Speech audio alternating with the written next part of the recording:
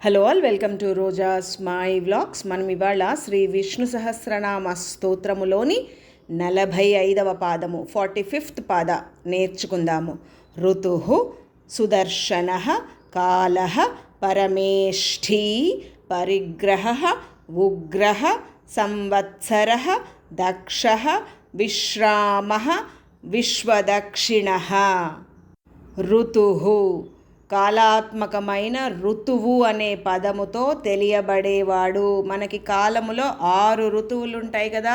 ఈ 6 ఋతువుల కాలాత్మకమైన ఋతువు అనే పదంతో తెలియబడేవాడు కాబట్టి ఋతువు అని అంటారు. సుదర్శన, దర్శన అంటే దర్శనము లేక దృష్టి, జ్ఞానము.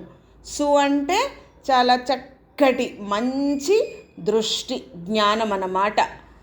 లేదా సుదర్శన చక్రధారి, సుదర్శనాన్ని ధరిస్తాడు కదా, మోక్షదాయకమైన దర్శనము కలవాడు.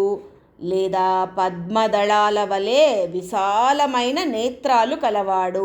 పద్మాల యొక్క దళాలు ఎంత విశాలంగా ఉంటాయో అంత చక్కటి విశాలమైన కన్నులు కలవాడు. లేదా భక్తులకు సులభంగా దర్శనమిచ్చేవాడు.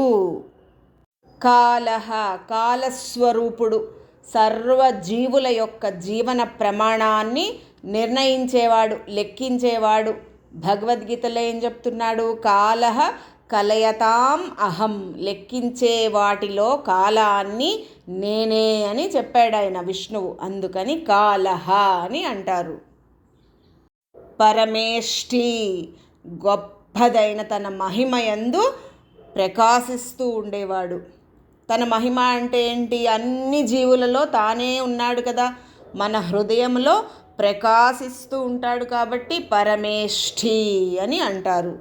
పరిగ్రహ, అంతటా ఉండేది ఎవరు? పరమాత్మయే కదా. అటువంటి పరమాత్మను శరణుజొచ్చిన వారు ఆయన్ని అనేక రీతులలో గ్రహించగలరు. అంటే ఏంటి? బహువిధాలుగా, అనేక రూపాలుగా తెలియబడువాడు.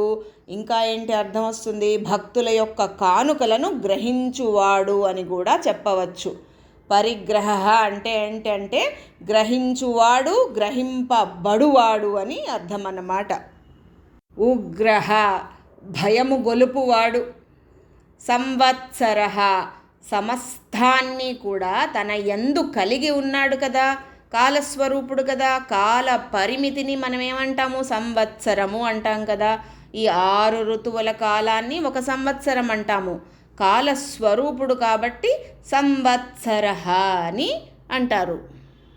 దక్ష, విశ్వరూపములో వృద్ధి నొందుతూ ఉంటాడు. అంటే అర్థం ఏంటి? సర్వకర్మలను, అన్ని పనులను శీఘ్రముగా, చాలా తొందరగా, మళ్ళీ చాలా చక్కగా కూడా నిర్వర్తించేవాడు కాబట్టి దక్ష అని అంటారు. విశ్రామ, విశ్రామము అంటే విశ్రాంతి కదా. మానవులు సంసార సాగరంలో 6 తరంగాల చేత, అంటే ఏంటవి? ఆకలి, దాహము, శోకము, మోహము, ముసలితనము, మరణము అనే ఈ 6 తరంగాల చేత, అలాగే అవిద్య, అస్మిత, రాగము, ద్వేషము, అభినివేశము అనే మహాక్లేశాల చేత, క్లేశములు అంటే దుఃఖములు, బాధలు, కోపము ఇటువంటివన్నమాట. అలాగే మదము మొదలైన ఉపక్లేశాల చేత, వీటన్నిటితోనూ మానవులు సంసార సాగరంలో బడి ఈదుతూ ఉంటారు కదా.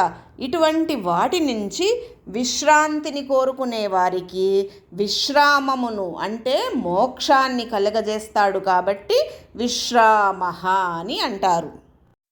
విశ్వదక్షిణ, అందరికంటే నేర్పరితనము గలవాడు. నేర్పరితనం అంటే ఏంటి? దక్షత, స్కిల్ఫుల్, అన్ని పనులు చేయగలడనమాట. అన్ని కార్యాలలోనూ నేర్పరి, అందరినీ మించిన నేర్పరి. ఇంకా ఆయనని మించిన నేర్పరి అనేది ఎవరు ఉండరు. అందుకని విశ్వదక్షిణ అని అంటారు. పాదం మొత్తము చదువుదాము. ఋతుసుదర్శన కాల పరమేష్ఠీ పరిగ్రహ ఉగ్ర సంవత్సరో దక్షో విశ్రామో విశ్వదక్షిణ ఈ పాదాన్ని ఉత్తరా నక్షత్రము 1వ పాదంలో పుట్టినవారు రోజు చదువుకుంటే చాలా మంచిది. రేపు 46వ పాదము నేర్చుకుందాము. Thank you for watching.